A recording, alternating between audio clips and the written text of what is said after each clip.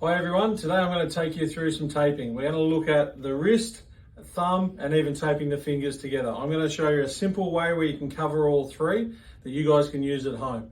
Now first of all, I'm just going to show you why we use the taping.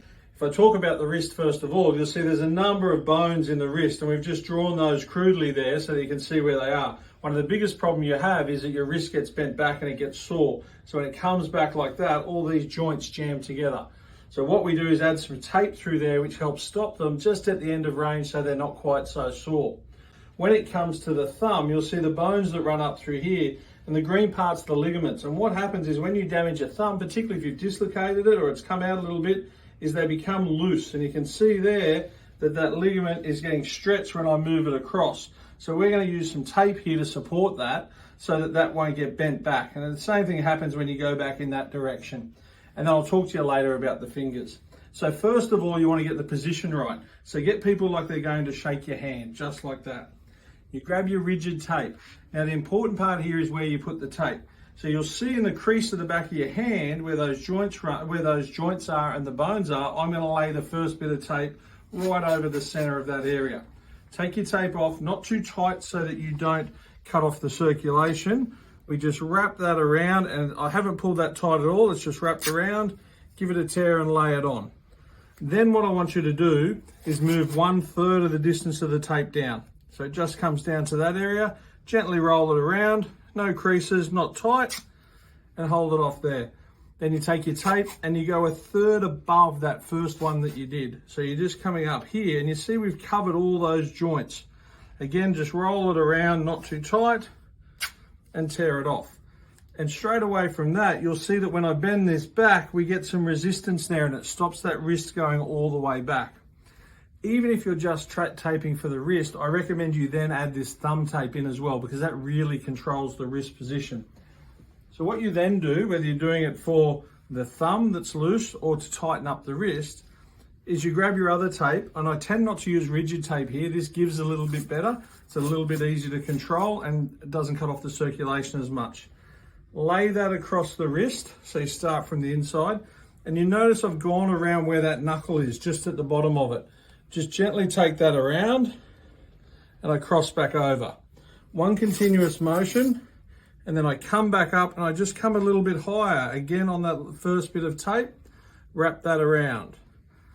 Come down again, third time, coming up a little bit higher, now really coming up across and around that joint, come back around,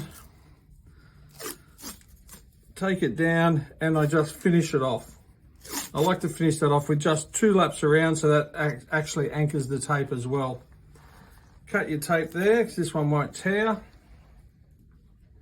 And then you'll notice that we get some resistance as that comes across. That ligament can't stretch as much, the thumb will feel nice and secure.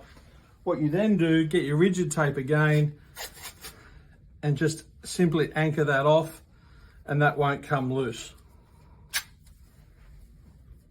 Super easy way to strap your wrist and your thumb. You can use that for either or use it for both. You'll notice you just get those 3 layers there as you come up around the thumb itself. Now I quickly want to talk about taping fingers together. This is something that happens an awful lot in sport. Someone gets a dislocated finger or becomes loose, or they even get a knock to the joint, they just want it supported. So let's take the ring finger, for example, one of the most common ones that's injured. What we want to do is attach that to one of the other fingers there to give it some support. Now, the idea with the ring finger is you should attach it to the middle finger, and I'll show you why that is. If you just look up here, if you're trying to grip a ball, if you attach it to your little finger, you'll notice that you can't take your fingers out too far around the ball. If I attach it to that one, I can still then get a good spread on the ball. So always try and attach it to the middle finger if you can. And the way we do that is you tape around, don't tape over the knuckles themselves because we want to keep the movement in the joint. So you're going to tape through this section and tape through the top section. So take again your tape. I tend to use this rather than the rigid again for that same reason. I don't want to cut off circulation. The person being strapped just tucks their fingers away and I just gently wrap that around. Now this does not need to be tight because we don't want to cut off the circulation and allow a little bit of extra movement. All we're doing is trying to hold those together. Simple as that, and we do that at the top.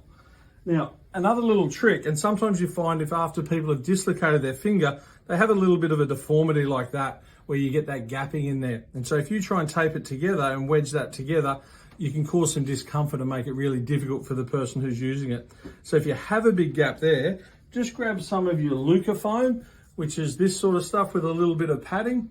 Take a little piece and just stick it to the bigger finger and fill that gap in. So if we fill that in there, then what we get is that the fingers sit in their normal alignment, and we can just tape that together. Take your tape, bends his fingers again, and we wrap that one. This one on a little bit of an angle because the other finger's a little bit longer. Straight around. Cut the tape. You can trim that up if you like, just so that you don't get any little bits hanging over the end, and you'll find you've got good use of your hand still with that. So that's a wrist, thumb, and finger tape. Use that for any of those things if you get any discomfort or any instability in your hand.